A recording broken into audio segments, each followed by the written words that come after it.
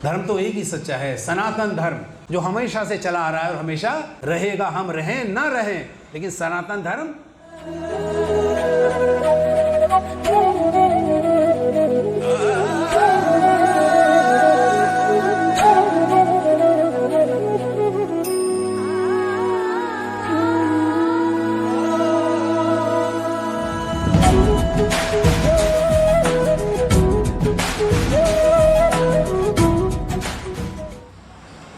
राजा परीक्षित जब कलिकाल आ रहा था और द्वापर समाप्त हो रहा था, ये अर्जुन के क्या हैं? पौत्र हैं। तो उस वक्त राजा परीक्षित चक्रवर्ती सम्राट थे, वो अपने राज्य में घूम रहे थे। तो उन्होंने देखा कि एक काला व्यक्ति, लेकिन उसने राशि कपड़े पहने हुए हैं और एक बैल के ऊपर प्रहार कर रहा है, उसके पैरों को तोड़ने की कोशिश कर रहा है। तो राजा परीक्षित ने कहा, भाई तुम मेरी प्रजा को कैसे मार सकते हो, दुष्ट कहीं गए। क्योंकि उस वक्त उनके अंदर क्या था, ये सब रियलाइज है, आत्म साक्षात्कार सबको था। इनको पता था हम कौन है, कि हम मानव देह में हम भगवान की बच्चे हैं, हम आत्मा हैं और हमको अपने घर जाना है। तो वो सबको देख सकते थे। तो राजा क्या होता है, राजा और प्रजा का संबंध, राजा और प्रजा का संबंध ये नहीं है कि सिर्फ मनुष्यों के साथ मेरा संबंध है। राजा का अर्थ है जो सबको, प्रजा का मतलब जितने भी जीव हैं उन सबकी भी रक्षा करे, वो राजा है।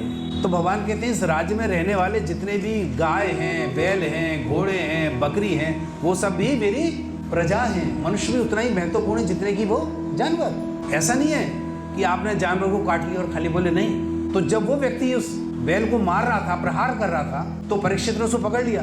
बोले दुष्ट खड़े हो जाओ, मैं तुमको अभी दंड दूंगा। उन्होंने अपनी दिव्य तलवार निकाली। जैसी तलवार निकाली तो जिसने राजा की ड्रेस पहनी थी उनके पैरों में गिर पड़ा। बोले महाराज माफ कर दीजिए। बोले तुम हो कौन, तुम्हारी हिम्मत कैसे हुई, तुमने मेरे इस प्रजा पे हाथ लगाया? अरे वो मेरी प्रजा है। बोले महाराज अब मेरा समय हो गया और मेरा नाम कलिकाल है और मुझे यहाँ भेजा गया है कि अब कलयुग शुरू होने जा रहा है। तो प्रभु जी अब मेरा समय आ गया है और आप कह रहे हो कि तुम यहाँ रहोगे नहीं। उन्होंने कहा नहीं, बात सुनो भाई कलिकाल, जब तक परीक्षित यहाँ इस पृथ्वी पर है तुम इस धरती के ऊपर नहीं रह सकते। उसने महाराज ये क्या मतलब है? बोले नहीं, मेरी प्रजा को अगर कोई हाथ लगाएगा तो मैं उसको मृत्यु दंड देता हूँ। तो बोले महाराज फिर कलिकाल शुरू कैसे होगा? उन्होंने कहा मुझे इससे कोई मतलब नहीं है। तो कलिकाल गिड़गिड़ाने लगा, बोले हम तो मर जाएंगे महाराज, द्वापर के बाद कलिकाल आता है, ये प्रकृति का नियम है, तो मैं रहूंगा कहाँ? तो परीक्षित ने कहा बात सुनो, 4 जगह जहाँ पर ये काम होता हो तुम वहाँ रह सकते हो। बोले कौन सी जगह? बोले जहाँ मांसाहार होता है तुम वहाँ जा सकते हो, वहाँ रह सकते हो। जहाँ मद्यपान होता है तुम वहाँ जा सकते हो। जहाँ जुआ होता है कलिकाल तुम वहाँ जा सकते हो। और जहाँ व्यभिचार अवैध संबंध है, बोले कलिकाल तुम वहाँ भी जा सकते हो। कलिकाल बोला अच्छा ठीक है जी, मैं वहाँ चला जाता हूँ इस जगह पर। वो पूरी धरती पे घूम आया और महाराज परीक्षित के पैरों में फिर गिर गया। परीक्षित ने कहा क्या बात हुई? बोले आपके राज्य में चारों चीजें है ही नहीं, मुझे कोई भी यहाँ पे व्यभिचारी नहीं मिला, यहाँ पे कोई मांसाहारी नहीं नजर आ रहा और यहाँ पे न मुझे कोई जुआ खेलने वाला नजर आ रहा है। तो महाराज मैं कहाँ जाऊँ? और ये तो मैं अपनी तरफ से नहीं महाराज, ये तो प्रकृति का नियम है, भगवान ने बनाया है, मेरा समय आया है, तो महाराज मुझे कहीं रहने के लिए तो जगह दीजिए आप। तो परीक्षित ने कहा कहाँ भेजूं इस नालायक को? तो उन्होंने कहा अच्छा ठीक है, जिस व्यक्ति में संग्रह व्यक्ति, स्वर्ण के लिए भी, जो धन के लिए पागल हो, तो उसके पास रह सकते, ये मैं तुम्हें छोड़ देता हूँ। उसने कहा ठीक है महाराज, ये ठीक है। तो कहते हैं तब से कली का प्रवेश किसमें हो गया है? सोने में, सोने में हो गया। तो वो लोग जो धन के पीछे पागल हैं, समझ लीजिए शनि उनके सर पे सवार है। और ये जब छूट परीक्षित महाराज ने दी तो महाराज जी भूल गए कि उनके सर पे रखा हुआ जो मुकुट है वो भी सोने का है, सोने का है। और कलिकाल ने क्या किया, उनके सोने के मुकुट के अंदर जाके बैठ गया, क्योंकि परमिशन मिल चुकी थी। और जैसे ही कलिकाल अंदर बैठा तो महाराज की जो मति थी घूम गई। परीक्षित महाराज की बुद्धि भी दूषित हो गई। दूषित क्या हुई? सामने एक ऋषि तपस्या कर रहे थे, महाराज पहुंचे थे और दिमाग में राजा का घमंड हो गया, अरे मैं तो चक्रवर्ती राजा हूँ, इस साधु ने उठ के मुझे प्रणाम नहीं किया। वही परीक्षित जो महात्माओं को देखते जमीन पर दंडवत प्रणाम करते थे, आज शनि का प्रभाव होने से उन्हें क्रोध आने लगा, अभिमान होने लगा, मैं तो बहुत बड़ा हूँ, चक्रवर्ती सम्राट हूँ, इस मामूली से साधु की इतनी हिम्मत। तो महाराज साधु अपने बैठे हुए थे ध्यान में, बोले इसने मुझे पानी के लिए भी नहीं पहुंचा। उन्होंने मरा हुआ सांप लेके उसके गले में डाल दिया। और बाद में जब उसका ऋषि का पुत्र आया और उसको पता चला कि मेरे पिता के साथ ऐसा व्यवहार हुआ है, तो उन्होंने शाप दे दिया, 1 हफ्ते के अंदर, 1 सप्ताह में, 7 दिन में आपकी मृत्यु हो जाएगी। जिस सांप को डाल के आपने मेरे पिता का अपमान किया है, वही सांप तक्षक के रूप में आपको आके डसेगा और परीक्षित महाराज की मृत्यु हो जाएगी। तो महाराज जब अपने घर पहुंचे और जैसे ही उन्होंने मुकुट उतार के अपने सर से नीचे रखा वहां पे, तो उनकी बुद्धि को चेत हुआ, अरे ये मैंने क्या किया। एक महात्मा तपस्या में मगन थे और मैंने जाके उनको अपशब्द बोले, उनके गले में मरा हुआ सांप डाल दिया, क्योंकि सर के ऊपर क्या था? कलिकाल था।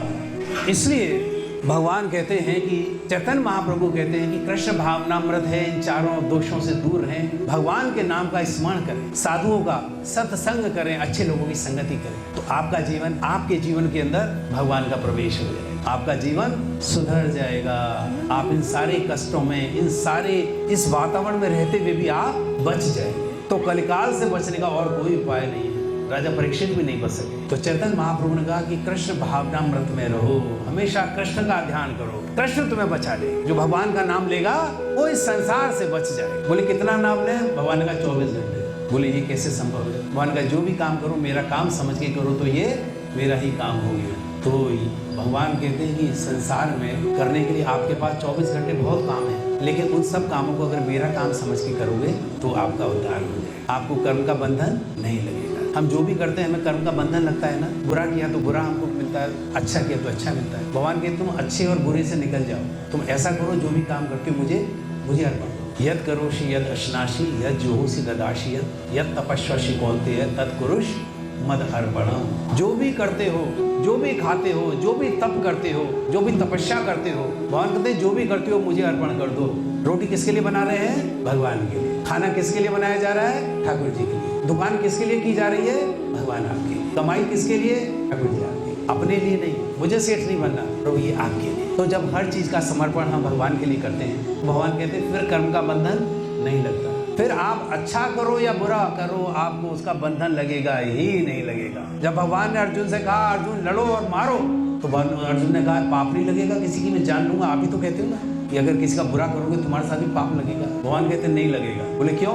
बोले क्योंकि मेरा काम है, जिस काम के लिए मैंने कहा इसे करो, और फिर वो काम किसका काम हो जाता है? भगवान का। तो भगवान कहते हैं फिर उसका दोष आपको नहीं लगेगा। फौज में सिपाही जाता है और सीमा पे जाके दुश्मन को मारता है, हजारों लोगों को अपनी तोप से, अपनी गन से, और जब वो लौट के आता है तो यहाँ उसे फांसी से देते हैं। देश में उसको अवार्ड दिया जाता है, बहुत बड़ा, ये बड़ा पराक्रमी है, इसने देश की रक्षा के लिए इतने लोगों को मारा। क्यों?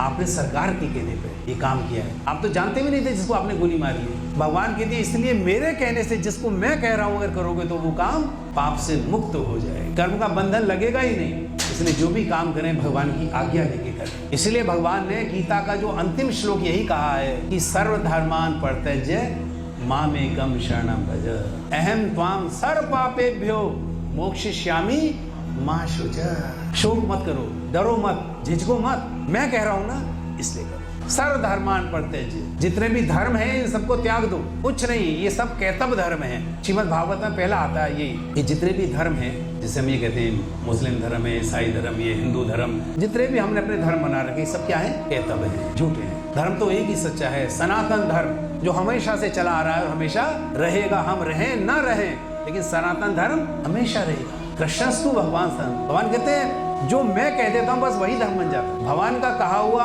एक एक शब्द ही धर्म है। धर्मम तु साक्षात भगवत प्रणीतम।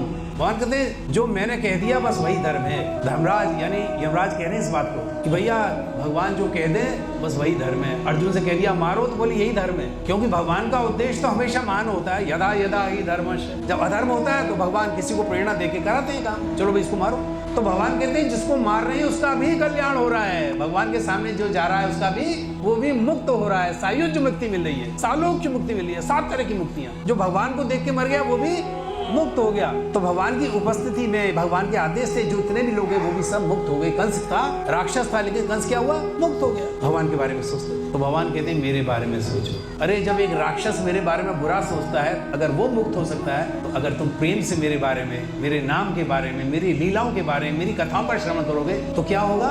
मुक्त हो जाओगे इस संसार से हमेशा के लिए, मेरे धाम आ जाओगे। वरना इसी संसार में फंसे रहेंगे हम लोग, यहाँ से बाहर नहीं निकल पाएंगे। ये भगवान कहते हैं। इसी का नाम है कृष्ण भावनामृत। यही कृष्ण भावनामृत। तो परपट में हम ये इसका तात्पर्य बोल रहे थे, रह गया इसमें। कृष्ण भावनामृत के माध्यम से समाज में सतोगुण विकसित होगा और सतोगुण विकसित हो जाने पर लोग वस्तुओं को असली रूप में देख सकेंगे। सतोगुण से ही हम सही चीज को समझ पाते हैं। तमोगुण में रहने वाले लोग पशु तुल्य होते हैं। और वे वस्तुओं को स्पष्ट रूप में नहीं देख पाते। उदाहरण के लिए तमोगुण में रहने के कारण लोग ये नहीं देख पाते कि जिस पशु का वे वध कर रहे हैं उसी के द्वारा वे अगले जन्म में मारे जाएंगे। यही हमारी तमोगुण की बुद्धि है। वास्तविक ज्ञान की शिक्षा न मिलने के कारण वे अनुत्तरदायी बन जाते हैं, इररेस्पॉन्सिबल, जो अपनी जवाबदेही नहीं समझते। किसी को भी मारा है, बोले हमें क्या मतलब। इस उच्छृंखलता को रोकने के लिए जनता में सतोगुण उत्पन्न करने वाली शिक्षा देना आवश्यक है। सतोगुण में शिक्षित हो जाने पर वे गंभीर बनेंगे और वस्तुओं को उनके सही रूप में जान सकेंगे। तब लोग सुखी तथा संपन्न हो सकेंगे।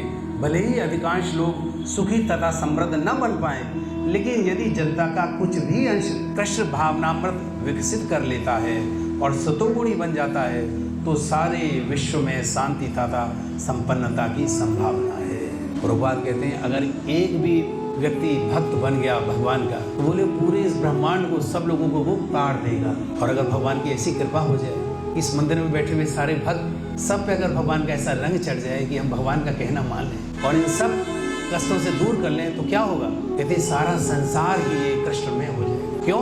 आप जिससे भी जाओगे भगवान की बात करो तो भगवान कहते हैं किसी फूल को अगर कोई छू ले तो उसके हाथ में उसकी खुशबू आ जाती है। जिस जगह जिस संग में अगर सत्संग करें तो विचार भी कैसे होंगे? सुंदर होंगे, मेरे होंगे। और जब आप बात करेंगे तो मेरी बात करेंगे और मेरी बात करेंगे तो आपका तो कल्याण होगा ही, सुनने वाले का भी कल्याण हो जाएगा। तो ये सारा संसार कृष्ण में हो जाएगा। बोले अगर आप चाहें तो सारी संसार को कृष्ण में बना सकते, बजाय इसके कि हम राजनीति करें। हाँ भाई क्या हुआ, किसको वोट दे रहे हो, वो ऐसा है, वो ऐसा है, वो ऐसा, उसने ऐसा कर दिया। बोले किसी की निंदा मत करो, सिर्फ अपने आप को सुधार। हम अपने आप पर अगर संयम कर पाए तो कल्याण हो जाएगा। हमें किसी को सुधारने की जरूरत नहीं है। हमारे कहने से कोई सुधरने वाला नहीं है, हमारे कहने से कोई सुधरने वाला नहीं है। तो भगवान की जिस पे कृपा हो जाए, भगवान ही जिसे बुलाएं और भगवान ही जिसको कुछ सुना दें और वो समझ जाए तो कल्याण हो जाएगा। तो ये भगवान की कृपा है कि भगवान का जो नाम, भगवान का सत्संग, भगवान की कथा सुनने चले आते हैं। इन्होंने जरूर कोई अच्छा काम किया है जो ठाकुर जी ने उनको आज इस जगह भेजा। तो भगवान कहते हैं सबसे ज्यादा दुर्लभ है मेरा नाम, मेरी कथा, मेरी लीलाएं। जन्म कर्म च मे दिव्यम एवं यो वेत्ति तत्वतः। भगवान कहते हैं मेरी दिव्यता क्या है? मेरी दिव्यता यह है कि मेरी हर चीज में डिवाइननेस है, साधारण नहीं है। हर चीज दिव्य है मेरी। मेरा नाम, मेरी कथाएं, मेरी लीलाएं, अगर इन्हें ध्यान से और मन से सुनोगे, इन्हें अगर आत्मसात तुमने कर लिया और ये मान लिया कि जो भगवान ने किया है वो सच ही किया है। आज क्या है प्रभु जी, हम अगर ये कहें कि भगवान जी ने वो जब वो 7 साल के थे और गोवर्धन पर्वत उठा लिया था तो लोग, अभी बड़े पढ़े लिखे लोग कहते हैं क्या बेवकूफ़ी बातें करते हो, किताबों में जो उल्टा सीधा लिख लिया बस आपने मान लिया। अरे कुछ अकल से भी सोचो, 7 साल का बच्चा इतने बड़े पर्वत को उठा सकता है क्या? इसलिए भगवान कहते हैं जन्म कर्म च मे दिव्यम एवं यो वेत्ति तत्वतः। अरे जिसने अगर तत्व से इसको सच माना, हाँ भगवान कर सकते हैं, भक्ता दे हम पुनर्जन्म नेति मामेति सो अर्जुन। अर्जुन उसका इस संसार में जन्म होगा ही नहीं, वो सीधा मेरे धाम में मेरे साथ आके रहेगा। लेकिन उसे विश्वास हो कि भगवान ने जो लीला की है वो सच है। जन्म कर्म च मे दिव्यम, भगवान ने जो भी काम किया है उसे हम सच माने। अगर हमने अपनी बुद्धि लगाई, विद्वान होने की वजह से हम बहुत बड़े हैं, बहुत समझदार हैं, बहुत किताबें पढ़ी हैं, तो भगवान ने कहा वो निराज्ञानी है, संसार में ऐसी घूमता रहेगा, आवागमन के चक्र में इसका जीवन ऐसी नष्ट हो। तो ये भगवान हमको शिक्षा दे रहे हैं। रजोगुण में नहीं तो यदि विश्व के लोग रजोगुण तथा तमोगुण में लगे रहे तो शांति और संपन्नता नहीं रह जाएगी। रजोगुण में लोग लोभी बन जाते हैं, हम चर्चा कर चुके हैं, और इंद्रिय भोग की उनकी लालसा की कोई सीमा नहीं होती। कोई भी यह देख सकता है कि भले ही किसी के पास प्रचुर मात्रा में धन तथा इंद्रिय तृप्ति के पर्याप्त साधन हो, लेकिन उसे न तो सुख मिलता है न मन की शांति, और ऐसा संभव भी नहीं है क्योंकि वह रजोगुण में स्थित है। और यदि कोई रंच मात्र भी सुख चाहता है तो धन उसकी सहायता नहीं कर सकता।